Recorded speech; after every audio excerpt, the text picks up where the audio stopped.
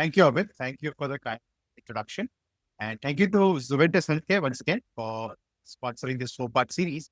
And how does Zuventus connect with insulin resistance? Well, like we discussed last time, Pioglitazone, right? Lobeton is the drug. And I think there's a re-emergence of interest in treating insulin resistance, especially with the use of PPA and gamma. So I think that is something which is fast becoming an important area of treatment. So it's going to be a little different from the earlier lectures. We had a different format then. Here we're actually going to do a lot of drawing, hands-on kind of things. You'll actually enjoy this more. And also we'll take some concepts from the past also. We'll connect that with the present. Okay. So it's going to be a very comprehensive summarization of the 4-part series. And I'm sure you'll enjoy it. And in the end also, we'll also tell you how to get your certificate. Some of you would be it will be useful for your career also. So maybe that's something you can, so stick on to the end and we'll tell you the process for getting the certification. So I divided this originally into 4 lectures, but I said, forget that. Forget the lectures, 4 lectures, 4 parts. There are 4 parts of this 4th part. Let's have it as single part, lecture 0, right?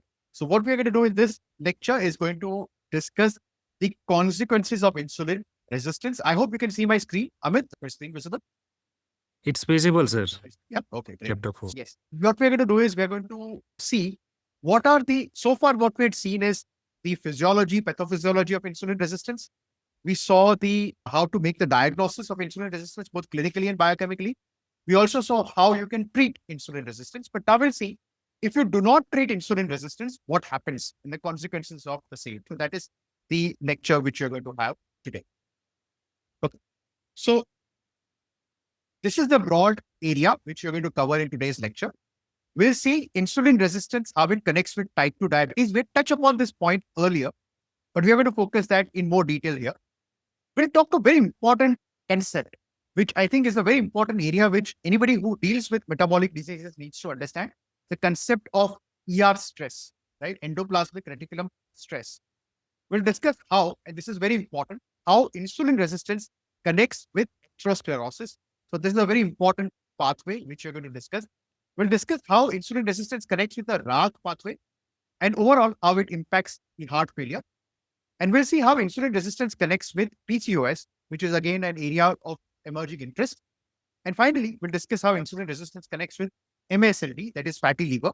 And by that, we'll understand how, again, we'll revisit the concept of insulin resistance in a more broader sense. So this is the marathon which we are having today. So these are the parts we are going to discuss. And let's then, without much ado, begin with the first part. So that is how insulin resistance connects with type 2 diabetes. Now, if you remember my earlier lectures, and if you remember some of the other lectures also, this is something which is very important, which I always say. Type 2 diabetes is basically some sort of a imbalance. It's a imbalance between insulin resistance and beta cell function. Okay. So when the insulin resistance is more than the body's ability to compensate for that insulin resistance, that is when you develop type 2 diabetes. So it's an imbalance between insulin resistance and the beta cell function. Okay. So this is something which we have discussed earlier, which you all know. But what is interesting and what is important to know is that the insulin resistance and the beta cell function, the beta cell dysfunction is also to an extent linked with insulin resistance. Okay? So insulin resistance not only is linked with the, in a sense, pathophysiological point of view, insulin resistance is not only from a pathophysiological perspective leads to, well, insulin resistance itself, but it also contributes to beta cell dysfunction. Okay. So essentially, it would not be wrong to say that type 2 diabetes is a disease of extreme insulin resistance. It's very fair to say because insulin resistance itself and beta cell dysfunction also to an extent is contributed by insulin resistance. Now you'll ask me how beta cell dysfunction is associated with insulin resistance. It is by 2 ways. One is the ER stress concept. We'll discuss this concept in the second part, which you're going to see. So endoplasmic reticulum stress, which is also induced by insulin resistance, is something that leads to beta cell dysfunction. So that is one. But secondly, Now, we had seen from the direct trial and the studies done by Roy Taylor that pancreas also has ectopic fat. So just like you have fat in the liver and fat in the epicardial tissue, you also have fat in the pancreas. And this fat in the pancreas also contributes towards the beta cell dysfunction. So ultimately, you have insulin resistance is one, and the beta cell dysfunction is the other. But the beta cell dysfunction is also contributed by, to an extent, by insulin resistance. So this is an important concept to understand, and that's why type 2 diabetes has a direct consequence to, or insulin resistance, a direct consequence to developing type 2 diabetes. So this is an important concept which I like to put in your mind. And hence, it is very important for you to understand that type 2 diabetes is a consequence of insulin resistance. And if you treat insulin resistance, you will not develop type 2 diabetes. That is a very important concept that is essential for us to understand. Okay. Now, I promised you this, right? This concept. It's a very important concept of endoplasmic reticulum stress and how it contributes to beta cell dysfunction.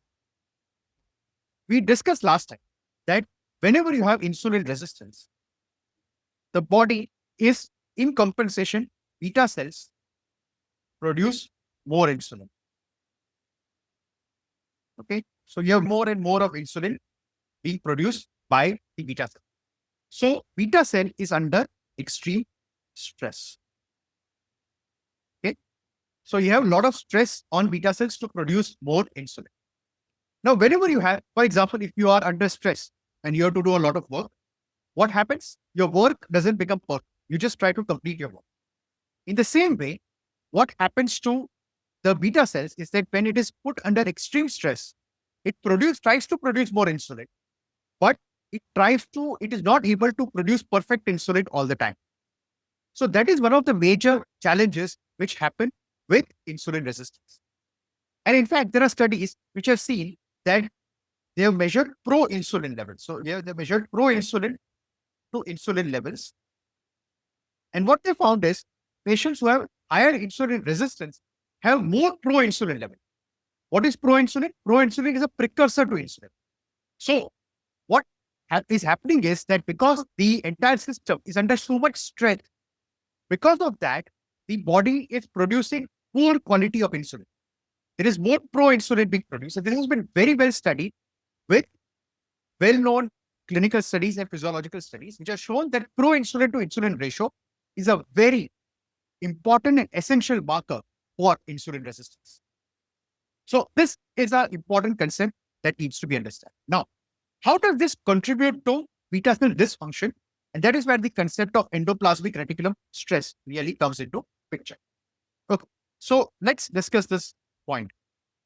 Okay, so what happens is, remember, insulin is a protein. Okay? And just like any protein has a primary structure, so you have a primary structure of protein, you have a secondary, and then a tertiary and a quaternary protein structure. Now remember, proteins in the cells are produced by ribosomes. So the primary and the secondary structures are formed there, but the folding of the proteins happens at the endoplasmic reticulum.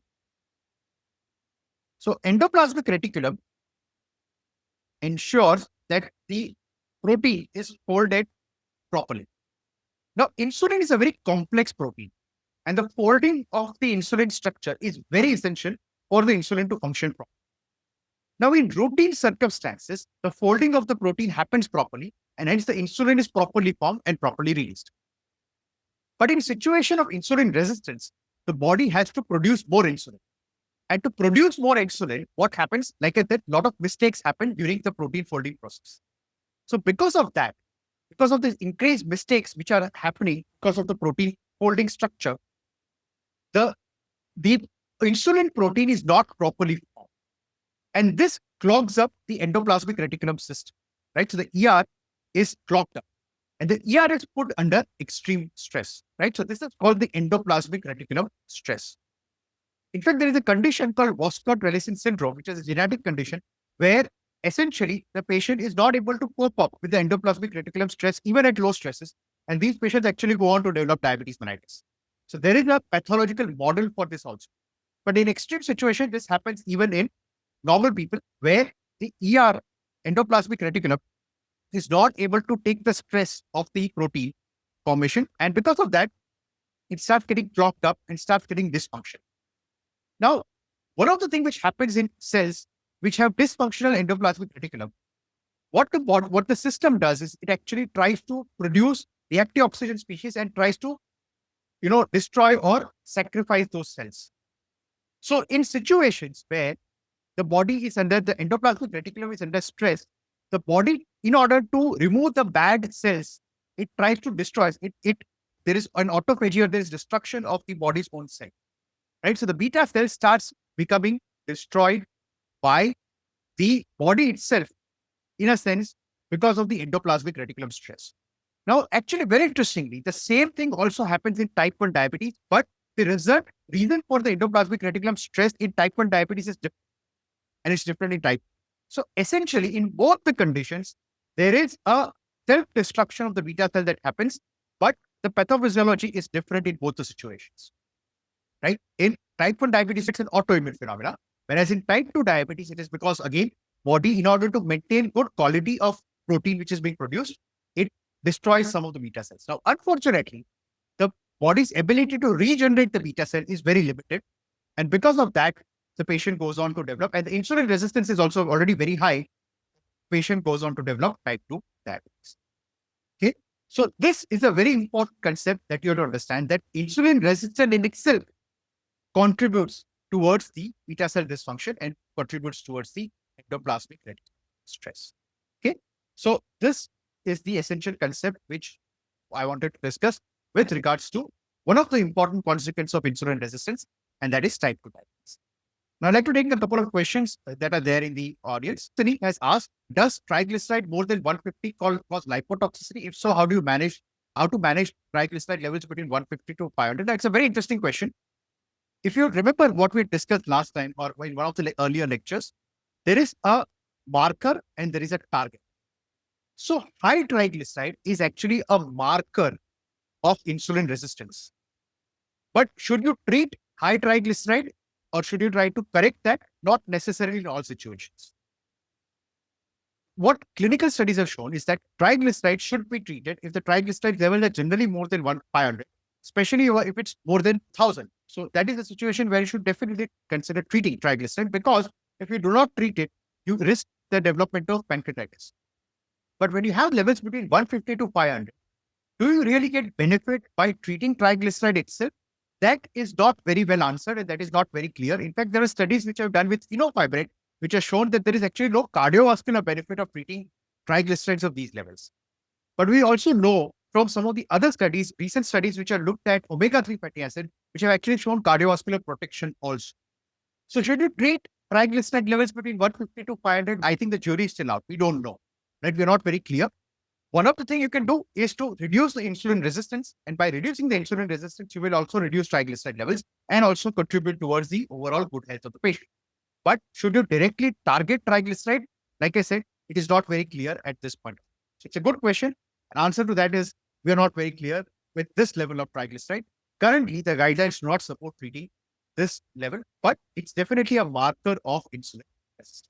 Now, this is an important point. It's a good point that you raised, because we are going to see insulin resistance and atherosclerosis in the next section. So that is something which connect these two things. Now, Santosh has asked, I used to see your lecture on YouTube. I went out. Is it possible to talk to you to clear that out? Yes, we'll allow you to talk, Santosh, at the end of the lecture.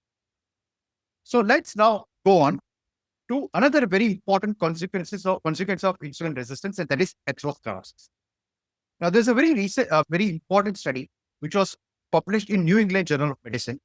What they did was they took patients who developed transient ischemic attack, TIA, because of carotid plaques. Okay? So they took patients with TIA who were either having diabetes or not diabetes, even non-diabetic patients they took. They looked for carotid plaques. And what they did was they treated these patients with Pioglitazone. And what they found was that these patients, even if they're non-diabetic, if they're treated with pioglitazone, the risk of stroke and risk of myocardial infarction actually significantly reduced in these patients. The reason which they said was that by looking at TIA, we are clear that the patient has atherosclerosis and patient has insulin resistance. So what we are trying to do is by giving pioglitazone, we are reducing insulin resistance. And by reducing insulin resistance, they wanted to see whether the patient has any benefits out of the same. And not to anybody's surprise, the risk of stroke and myocardial infarction actually reduce. So what this clearly tells us is that insulin resistance has direct link with atherosclerosis, and also reducing insulin resistance does reduce risk of atherosclerosis and risk of progression of atherosclerosis. So this is something which is clear. Now we'll see why there is a link between insulin resistance and atherosclerosis. Okay, so let's look at this point here. Okay, let's first generally see in a broad sense how insulin resistance is linked with atherosclerosis. Okay, so there are two major systems which are involved. One is something to do with nitric oxide, which we'll see in a minute. And then second is smooth muscle proliferation. So we'll see both of these concepts, both of them which have link with risk of atherosclerosis and insulin resistance. So we'll discuss both of these points in a minute. First, let's look at the nitric oxide pathway. Okay. Now, remember, if you remember our previous lectures, and this will come back to this again and again in several of our lectures as we go along. Remember, we saw that when insulin binds with insulin receptors, two things happen. Right? Now, one is that you have the metabolic pathway. Okay. And so this is one pathway, and second is the growth. Okay. Now, both these pathways of these, when you have insulin resistance, this is the pathway which is involved. And this pathway is preserved. Okay. So the growth pathway is preserved, whereas the metabolic pathway is involved. Regarding this point, both of these then contribute to atherosclerosis, and we'll see why. Now, first, let's see the consequence of involvement of the metabolic pathway. Now, in the metabolic pathway, especially at the level of the endothelium, what happens is that in one of the part of the pathway, you have AKT. Okay? And AKT is directly correlated with production of. Okay? Now, what has happened because of insulin resistance is this pathway is blocked. And because this pathway is blocked, nitric oxide is not formed. Right? And because nitric oxide is not formed, remember, we all know that nitric oxide is linked with vasodilatation. Okay? So, because nitric oxide is not formed, the vasodilatation aspect of endothelium does not happen. On the contrary, the other pathway, which is the growth pathway, is still preserved. And in this pathway, one of the production is ET1, which endothelin 1, which produces vasoconstriction. So what happens is, as a consequence of insulin resistance, you have an imbalance at the level of endothelium between the nitric oxide formation and the endothelin formation, which leads to vasoconstriction, and the nitric oxide formation, which should lead to vasodilatation, does not take place. So you develop this situation where you develop this kind of a imbalance between these two situations. Right? So there is this pathway where there is no nitric oxide, and then there is vasoconstriction. So this system ultimately leads to endothelial dysfunction. Now, this is the consequence of, this is one of the important consequences of, or one of the important reasons why you develop atherosclerosis, that this endothelial dysfunction later goes on to contribute towards the problem of insulin resistance. Okay. Now, the second aspect which is involved in this process is the smooth muscle proliferation. Okay. So if we had again seen the pathway earlier, remember the growth pathway, like I said, is preserved. And one of the consequences of growth pathway in the blood vessel is increased smooth muscle production. So because of insulin resistance, remember, one road is closed, so all the traffic goes to the other road. All the traffic goes to this growth path. Okay, this path. And because of this, everything going to this pathway, it ultimately leads to more smooth muscle proliferation, and the smooth muscle proliferation at the level of the blood vessels leads to the narrowing of blood vessel, which is atherosclerosis. Right. So another important consequence of the insulin resistance pathway is also this, right? That on one hand, you have endothelial dysfunction. Second hand, on the other hand, there is more traffic towards the growth pathway, leading to more smooth muscle production, leading to more of at the level of the blood vessel, more of atherosclerosis. So remember, insulin resistance has direct link with atherosclerosis, and this is very well proven. And it is also proven that the treatment which we give for insulin resistance, which is one, the Pioglitazone and lobeglitazone. Secondly, the GLP-1 receptor agonist. Both these groups of drugs actually reduce insulin resistance, and both of these groups of drugs also lead to reduction of atherosclerosis. This is a very essential and important system that you need to understand as far as the insulin resistance and atherosclerosis is concerned. Okay. Now, the interesting thing is, as far as the cardiac pathway is concerned, okay, one more interesting thing I'll just tell you, AKT is also involved in exercise. Okay, so one of the reasons for both the AMP kinase pathway and AKT pathway is exercise. So again, if you exercise also leads to increased nitric oxide production, which also leads to improvement in atherosclerosis. Another very important thing I'll tell you here, which is important. Remember, one of the very important systems involved in with the nitric oxide, the vasodilation in males is erectile dysfunction. And hence, one of the early signs of developing atherosclerosis for a patient, in fact, even improvement of the atherosclerosis, improvement of insulin resistance is actually erectile dysfunction. So if a male presents with ED, a middle-aged male presenting with ED, think of this patient having insulin resistance indirectly. Okay, so that is a very important correlate again, which you need to make and keep it in your mind.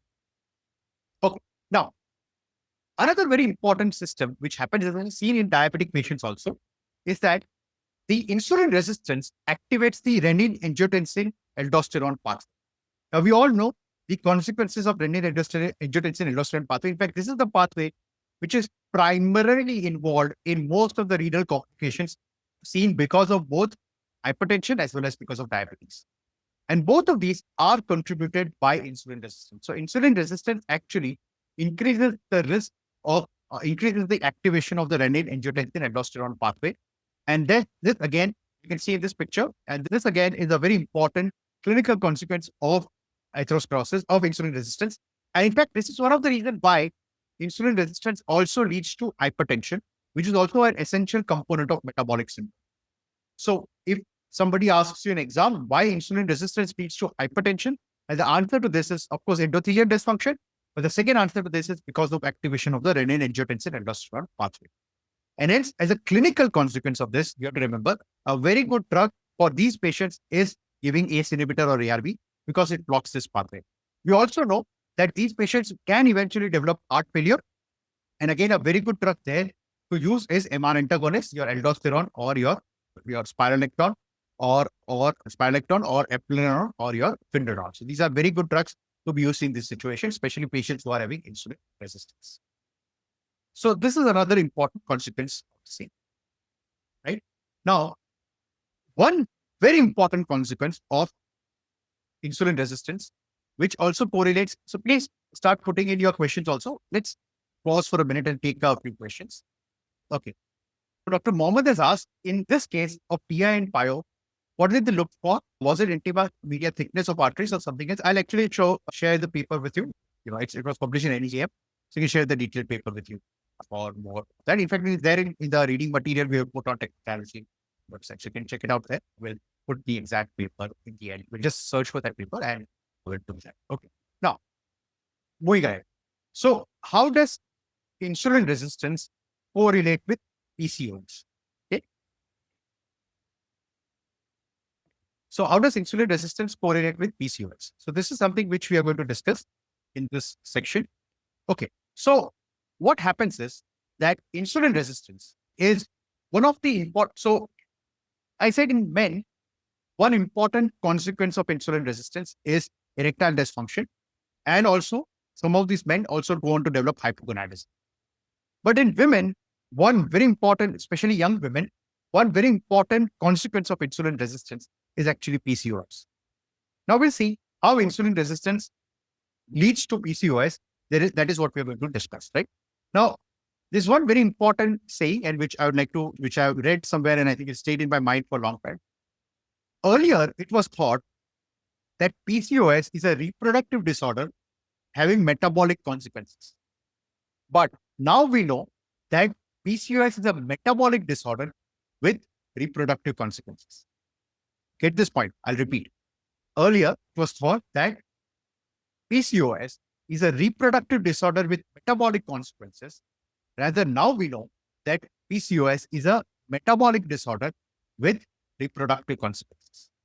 Just keep this thought in your mind and we'll put that to good use, right? Now, you can see here the entire picture showing how insulin resistance and PCOS are linked, but I'm going to show you in a more different.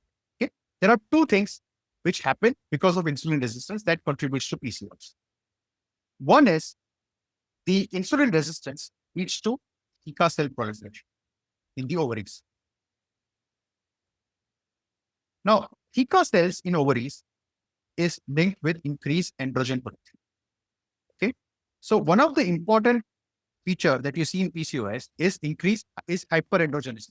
That is excessive facial hair, acne, those kind of things. Secondly, when you see the other side of it, insulin resistance is linked with sex hormone binding globulin. So insulin resistance actually reduces SHB. Okay. Now, remember, sex hormone binding globulin binds with androgens, right? With the male sex hormones. Okay. Both in men and women. Now, what will happen if the sex hormone binding globulin reduces? So if the sex hormone binding globulin reduces, then the androgens will not be able to bind with the SHBG. So there'll be more of free androgens. Okay. So there'll be free androgens. Now, in men, if you have more of free androgens, it's not a problem, right? You will not have any clinical consequence of that. Only thing is, in fact, it will get cleared because men have much larger amount of androgens. But in women, this increase of free androgen also contributes to hyperandrogenism. Okay, so both these things, right? The theca cell proliferation because of insulin resistance and the sex hormone binding globulin reduction, both of these contribute towards the hyperandrogenism that you classically see in PCOS. And in severe hyperandrogenism, that leads to the other aspect of PCOS, that is the ovulatory dysfunction, right? So both these things are linked with insulin resistance.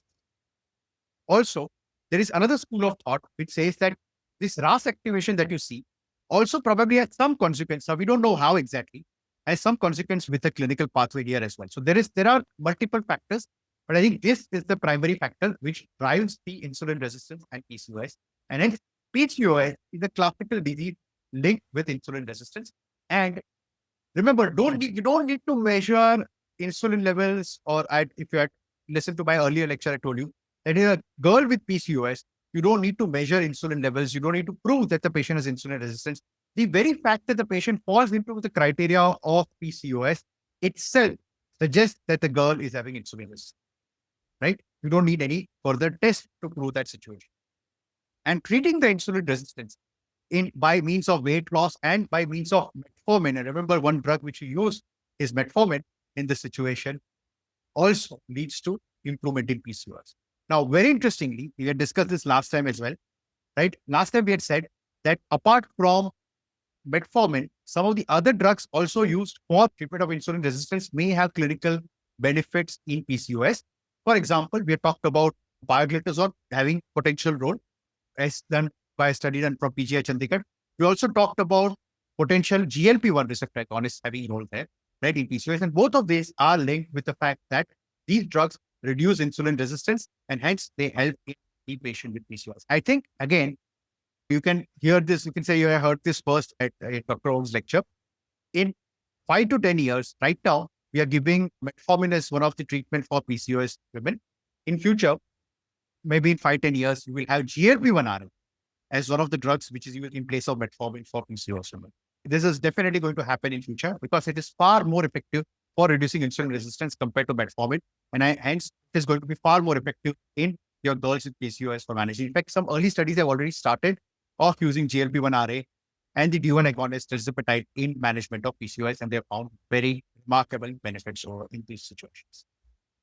Okay, so this is the link between PCOS and insulin resistance. Then let's look at, okay, next, what we are going to see is how insulin resistance links with MASLD. Okay, so what we're going to see is how insulin resistance links with MASLD. And in this situation, what we're going to see is and we discussed some bits of it. In fact, if you see, we had a whole series of MASLD on Technology platform. You can have a look at that in more detail to see the pathophysiology and other things. We in fact discussed MASLD in other forums as well. So MASLD is one of very important area as a clinical interest for me. But we'll see. And I think one classical, if you tell me one organ which you definitely need to understand insulin resistance, if you have to see one organ as a prototype, that organ is liver. Okay, so we'll see how it's linked. Again, I tell you, one of the best ways for clinical judgment of both presence of insulin resistance as well as the management and improvement in insulin resistance is looking at the fatty liver, right? So the fat in the liver is a good marker of both development of insulin resistance as well as the consequence of insulin resistance. So let's look at this situation in more detail. Okay, so let's see how insulin resistance connects with MS. Now, if you remember, and this we have discussed in the earlier lecture, these are the adipocytes, fat cells. Now, adipocytes have, like I said, a limited capacity of taking on fat, right? So it will take some fat. Okay? So these adipocytes are taking up some fat, right? But if you increase the amount of fat, which the body keeps adding, right? You keep adding more and more fat into it, the adipocytes become stressed. Okay? So you have stress in adipocytes, right? The stress in adipocytes leads to reactive oxygen species formation and hypoxia in the fat cells. And because of this hypoxia and other things, there is development of insulin resistance at the level of the fat cells, right? Now, because of the development of insulin resistance, the insulin generally, it suppresses the hormone sensitive lipase. Now, hormone sensitive lipase, basically what it does, it keeps the fat inside the cell, inside the fat cell. It keeps the fat hidden inside the fat. So this fat cells, these fatty acids are actually very toxic. They are like notorious gangsters. So this hormone sensitive lipase is like a policeman. It keeps this fat locked up to the fat cells. But if you have too many criminals, you are not able to lock them up in the fat cells. So the hormone sensitive lipase, which is generally responding to insulin, does not respond to insulin. And because of that, it starts breaking up the triglyceride, which is a storage form of fat, into fatty acid and glycerol. Now, this fatty acid is then released into the circulation. So you have this free fatty acid, which gets released into the circulation. Now, one of the things which happens because of this free fatty acid is that you have the muscles and the liver, which start taking up this free fatty acid. Okay, so this muscles and liver start taking up this free fatty acid, and this fat which starts getting accumulated in the liver is what leads to what is known as fatty liver. Now, what happens? The same cycle which you saw with adipocytes starts happening at the level of liver. Now, more and more fat starts getting accumulated in the fatty liver. Again, there is development of reactive oxygen species, the development of chronic inflammation, which leads to what is known as NASH or MASH, right? Steatohepatitis. Okay, so this is the consequence of the fatty liver leading steatohepatitis. And what happens as a consequence of steatohepatitis? The body tries to heal the steatohepatitis, leading to healing by, in a dysfunctional way, healing by fibrosis. And this healing by fibrosis leads to cirrhosis of liver. So you see how this entire thing connects. So you have insulin resistance leading to MASLD, leading to steatohepatitis, leading to fibrosis, and hence leading to cirrhosis. Okay, so this is how insulin resistance connects with the entire pathway.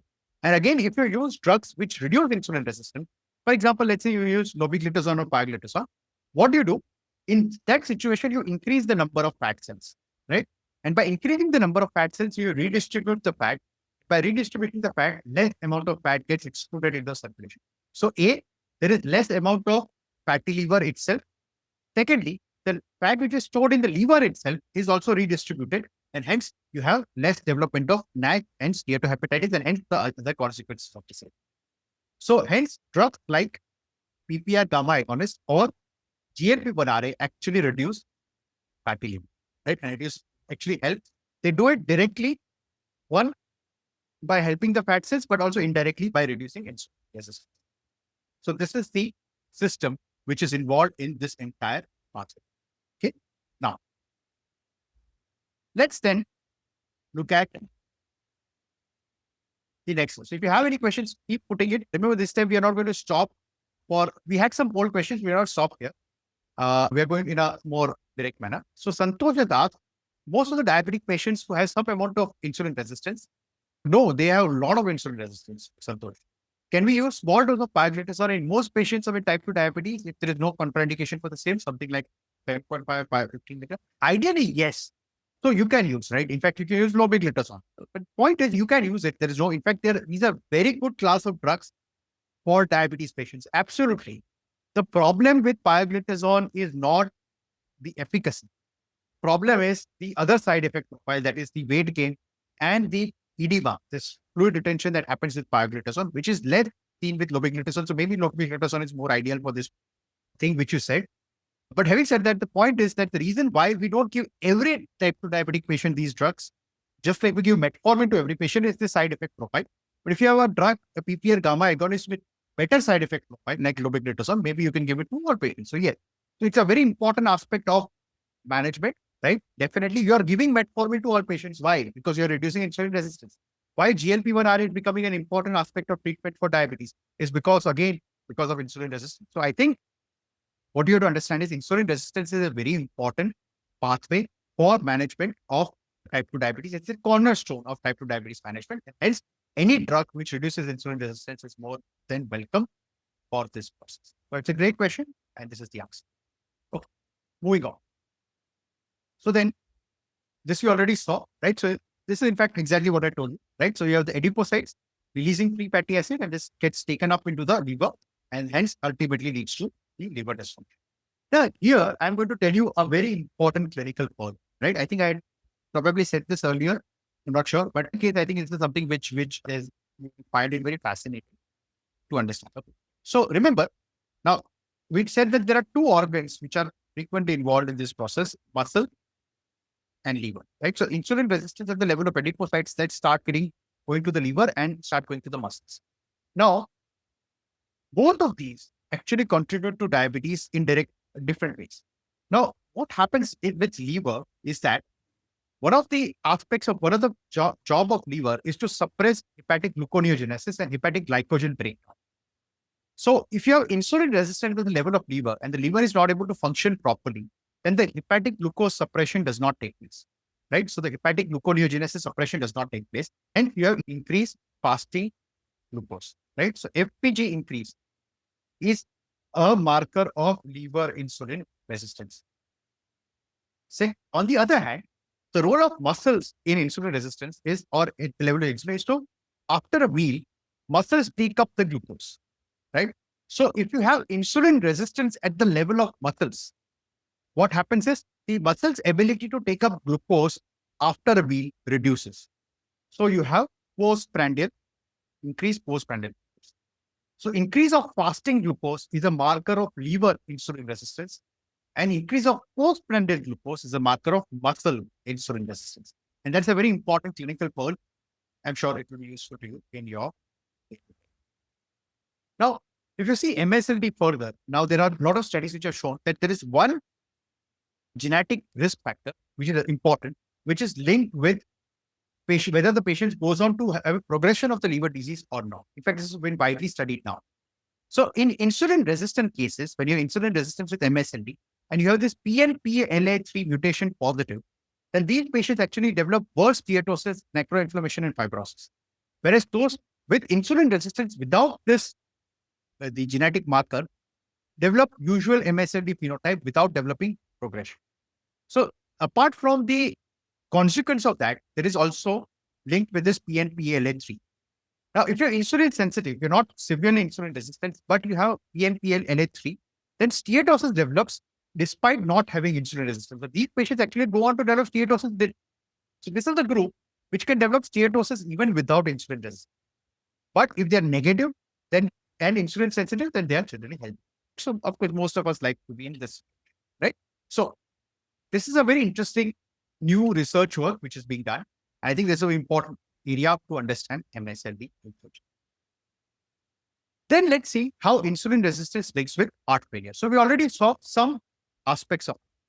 Now, insulin resistance basically is correlated with heart failure in three things, right? So you can see here, of course, you can see the drugs and other things, right? But I'll tell you three ways. Okay, and all three are actually linked with some treatment which you're giving for heart failure. So one is the RAS activation pathway. Second is epicardial fat. And third is endothelial dysfunction. All the three things which are linked with heart failure have roots in insulin resistance. So in fact, insulin resistance is a very important cause of heart failure in itself.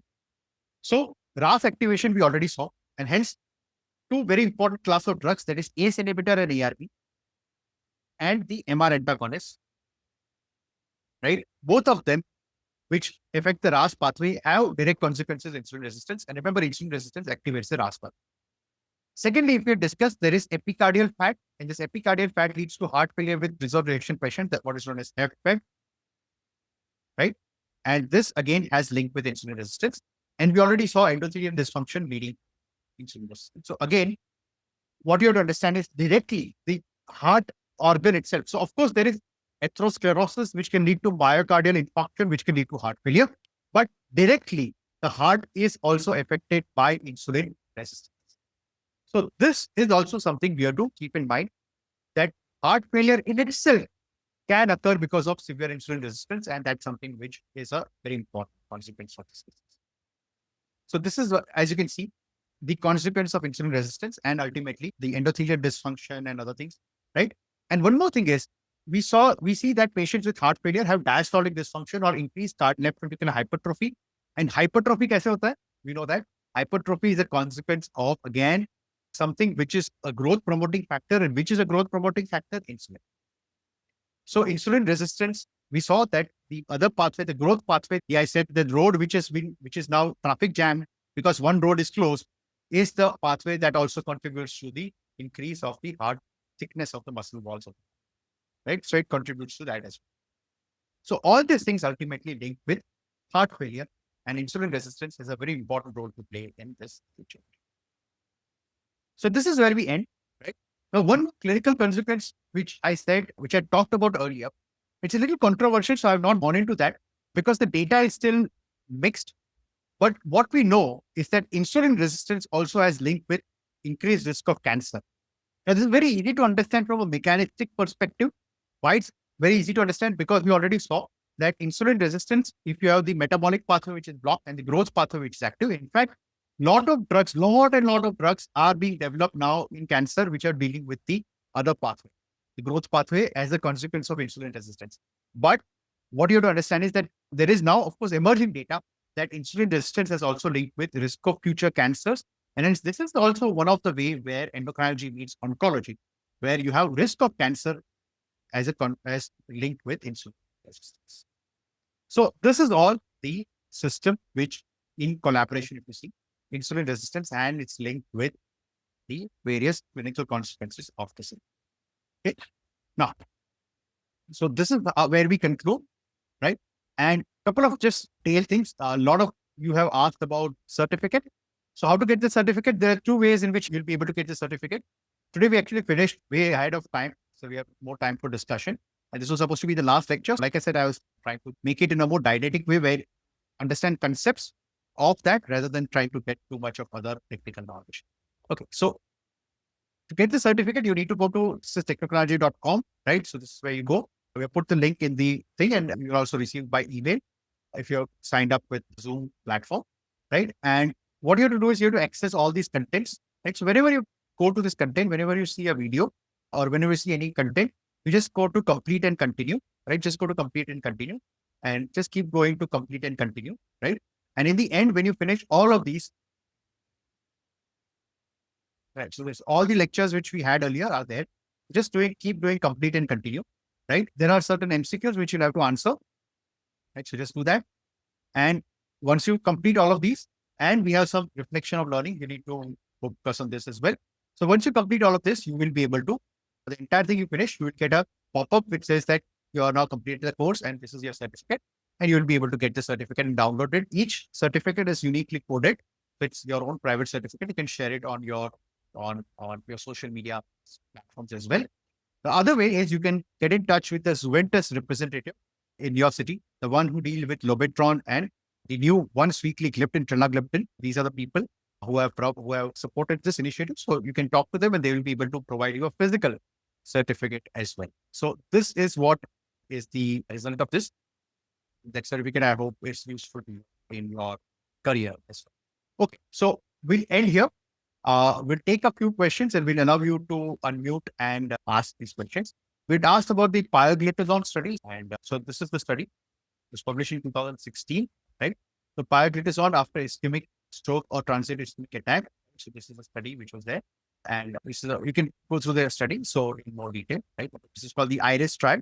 It's a very important trial to understand one of the consequences of insulin resistance, which is atherosclerosis. Okay. So I think we had answered Santosh's question, and Dharmadev has asked a very important question. Sumo wrestler do not have diabetes. Yes, I think we had discussed this. Remember, two things. So there is fat under the skin, subcutaneous fat, and the fat inside the body, that is visceral and ectopic fat. So the diabetes and metabolic diseases are linked with the visceral and the ectopic fat, whereas subcutaneous fat is actually protective. So a sumo wrestler has more of subcutaneous fat, but less of visceral and ectopic fat. And hence, sumo wrestler is actually way more healthy and has less risk of diabetes. Compare that to Indians, we are exactly the opposite.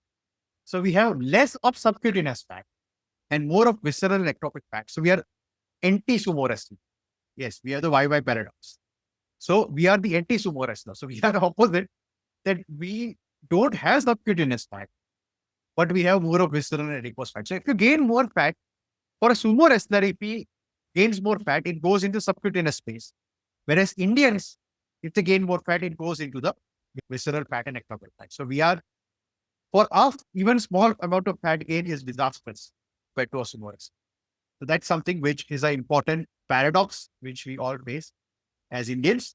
We have this unfortunate genetic predisposition, which puts us at a disadvantage. Yeah, that's what we have. So we live with it. Great. So I think if any of you has any questions, please unmute yourself. Just raise your hand. We'll allow you to unmute yourself and ask the question.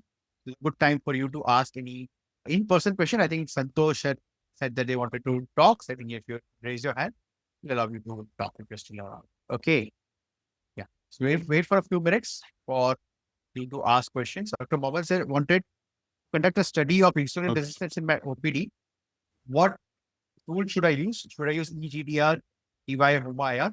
Yes. Okay. Great question. I think, Dr. Mohammed, I think ideally you should use HOMA-IR because HOMA-IR is a well-validated marker for insulin resistance from a clinical study perspective. So yes, HOMA-IR would be ideal. Will it be cheaper? Probably EGDR or a PYG would be more cheaper because you don't have to go for any extra test. Anyways, you're going to do lipid profile and glucose levels in most of your patients. So I think that should cover these parameters. So yeah, I think that's probably good. Okay. Yeah. Any more questions? Yeah. Do we have any more questions? Yes, I think a couple of people who have raised their hands. So let's just get them. Yeah. Manu Sani, please go ahead. Sir, in our practice, Yes. what percentage of patients use this Pioglitazones or Lobetron in our practice? Yeah, so Lobetron is relatively new now. So we started using now in some of the patients where we want the advantage of the PPR gamma, but we don't want the side effects, some of the side effects, especially the weight gain and edema, which is less with Lobetron. Compared to PP and gamma, yes, a percentage, I would say maybe 10 to 15% patients with type 2 diabetes are on pioglitazone. I tend to put again some of these patients, your thin, leaner diabetic patients on pioglitazone, who tend to do again very well and who don't mind the consequence of weight gain. But in fact, I recently, one of my patients came on follow-up. She's actually severely obese, severe, it's very severe diabetes. When we came, we had admitted her several times with a lot of problems. She is on everything. She's on 70 units of insulin. She's on metformin, acarbose, GLP-1, SGLT2. She's on every possible drug you can think of. Nothing really worked. Obese lady, we didn't want to put her on a pioglitazone, but we did. And remarkably, there was significant, remember, pioglitazone doesn't work immediately, it takes time. So we put her in pioglitazone and there was significant reduction of the insulin resistance, some of the drugs we could produce. Even GLP did work that well. So there are patients who respond very well to these drugs. Recently, she came, we put her on lobeglitazone because again, we wanted less amount of weight gain. So we shifted her on lobeglitazone and we put her on a tirzepatide. So we had now both these new drugs now. We put them on both of these, and I think she's doing pretty well now. In fact, her insulin level, basal insulin dose has come down significantly after these. In fact, this combination is a great combination. We have another patient who was on very high doses of insulin, and since last few days, they've been informed of the sugar. We actually stopped her basal insulin completely, right? So she's again on a tirzepatide and a lobeglitazone, right? I think it's a good, probably, we'll see in future how it goes, but I think it's right now seems to be quite promising combination, both contributing to insulin resistance. Right. I think we had one more doctor who had raised their hand. I would missed them. Yeah. Anybody else wants to unmute and ask? Yes. Yes, Dr. Uday Joshi. Yes, sir. Yes, I see you. Yes, sir. Please go ahead. Dr. Uday? Hello. Yes, sir. Yes, sir. Please go ahead. Sir, usually we see now the obesity and central obesity is very rampant from early age, we can say. So when we investigate, usually there is no diabetes or insulin resistance that time. At what time should we start metformin or pioglitazone for such patients? Dr. Uday, what I feel is that if the patient has central adiposity, more or less the patient will have insulin resistance, right? So that is what I feel, especially if you have significant central adiposity. I think nothing is more stronger marker of insulin resistance than that. So I think that itself is a good sign of insulin resistance. You'll ask me, when should you start them on anti-diabetic drugs, like, or especially metformin? I think the guidelines tell us that you need to start them when they're pre-diabetic. So you'll have to start them when their HbA1c is between 5.7 to 6.5, rather more precisely between 6 to 6.5. So if you have this patient with an HbA1c of 6 to 6.5, you can start the patient on metformin, right? That is what the guidelines, and that is, you are allowed to use it because metformin is also approved for pre-diabetes. Now, is pioglitazone approved for pre-diabetes? No, it is not. So you cannot give it to patient who is non-diabetic. You can give it to patient who is diabetic. So if the patient goes on to develop type 2 diabetes, and then you can consider getting a pioglitazone or lobeglitazone for such patient. But pre-diabetic patients, you cannot. For pre-diabetes, you can also consider acarbose, which would be another, which reduce glucotoxicity. That is one. And of course, lifestyle measures can be used. And now, of course, yes, now, of course, with, available of GLP-1 RA, especially tirzepatide is now approved for obesity itself. So if your patient has central adiposity, and if the BMI is more than 23, you can actually use, by Indian definition, that patient becomes MS. You have BMI more than 23 with central adiposity is actually considered stage 1 obesity in India, according to new Dr. Anup Mishra's paper and guidelines, which is now accepted by most of the country. So if you have this criteria, you can actually start your patient on GLP-1 also, even if the patient is not diabetic. That is what I'll say on these. But usually we say that the GLP-1 is not to be given unless the patient is diabetic. Oh, no. And only in obesity, if the patient is obese, only GLP-1 is to be given. So you're saying, yes. So your patient is central adiposity, right? So patient already has central obesity, and BMI criteria now is considered 23. So if your patient has a BMI of 25 with central adiposity, that patient becomes a candidate for GLP-1 RA. That is at least the tirzepatide, because tirzepatide is approved for both obesity as well as diabetes. So tirzepatide, you can use it even if the patient does not have diabetes. Okay. Sir, hope you have gone through this question and answer. Yeah. So there are more questions. Yes. So let's tackle some of these questions and then we can this. Yeah, let's see from the top. Dr. Jay Prakash has asked how to get the certificate. I think we already went through the process of certificate. And if you have any trouble, you can get in touch with somebody who from Juventus who deals with the Pioglitazone and they'll help you out with the question. Amit, are we good with that? Yeah, that's fine. I think you should reach out to somebody from the company and they can help you. Yes. So I think and it's a good point of connection as well. Dr. Vinod has asked what to do, sir, after giving insulin infusion, sugar still not controlled. Right. So some of these patients have severe insulin resistance. So again, you will have to. So what we do is we give concentrated insulin, right? So generally you give 50 units regular insulin in 50 ml of NS. But in such cases, you can give a double dose, right? So you can give double the protocol. So I think that's something which will be helpful. Dr. Savita has asked, would GLP-1 RA long-term maintenance dose help with insulin resistance? Yes, it will. Right. And yes, of course, patient has to continue the drug. So it's not to be discontinued. It has to be continued. Dr. Dharmadev has asked you comment upon implications of implementing Trinagliptin weekly low dose. Yeah. So I think weekly Trinagliptin is a very interesting drug, right? There are very few weekly therapies now, but now it's an emerging area. You're going to have a weekly insulin very soon. Icodec. So I think Icodec with the Trinagliptin is an ideal combination, I think, especially your patients who don't want to take a treatment daily. Could be a good therapy. Okay, I think we answered that. Dr. Mohammed has asked, thanks a lot. Thank you. And I think this Amit would be very happy. Dr. Mohammed has said that. Yeah, so it's great. I think so. Pioglitazone gives you an advantage of the benefits of PPR combo without major side effects of that. Yes. Dr. Uday, please go ahead. I could not attend your lectures completely because of a lot of disturbances during that time. How can I have your lectures? Yes. So if you see the comment in the chat, we have put, you need to go to technochronology.com and you need to go there and then you can see all the lectures and the material there.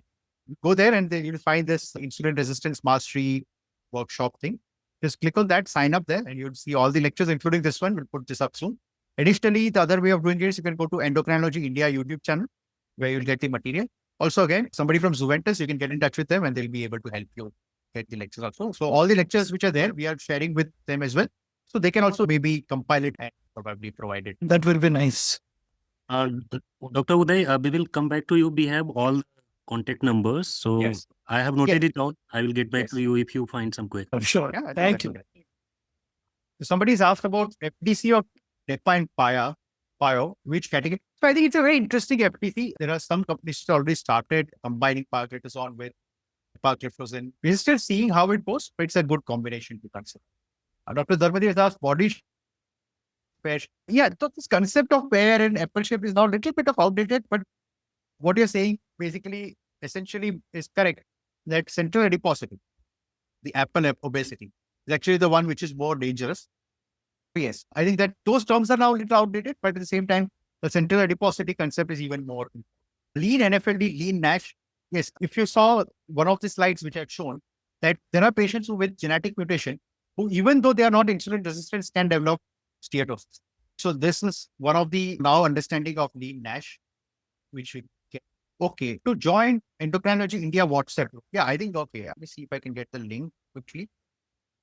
Get the link, I'll put it up. You can join that. Or maybe what you can do is, I think when I post these things, maybe I can just give me one second. Yeah. So I'm just putting up the link in the chat. So that's for the Endocrinology India WhatsApp channel.